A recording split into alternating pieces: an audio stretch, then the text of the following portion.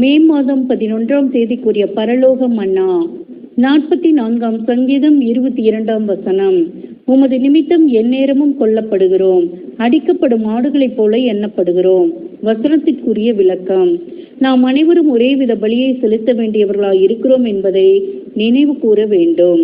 இந்த பலியை நாம் நாளுக்கு நாள் தேவனுக்கு செலுத்த வேண்டியவர்களாய் இருக்கிறோம். இது சிறு சிறு பலிகளாக இருந்தாலும் நாளுக்கு நாள் நாம் சிறிது சிறிதாக செய்யும் இப்பலிகள் ஆதியிலே நாம் நம்மை உட்படுத்தின ஒரே பலியை நிறைவு செய்ய அவசியமானது என்பதை நாம் நினைவு கூற வேண்டும். நாம் நமது சித்தத்தை தேவ சித்தத்துக்கு ஒப்புக் கொடுத்த போது நம்மை முற்றிலும் அவருக்கு ஒப்புக் கொடுத்தோம். நம் பலியின் ஜீவியத்தில் சிறிதளவு தவறுவோமேயாகில் அல்லது சற்று பின்தங்குவோமேயாகில் நாம் தேவனுக்கு நம்மை ஜீவ பலிகளாக ஒப்புக் கொடுத்த வாக்கில் இருந்து பின்தங்கினவர்களாக காணப்பட்டு பூரண பலியை செலுத்தாதவர்களாய் இருப்போம். ஆமேன்.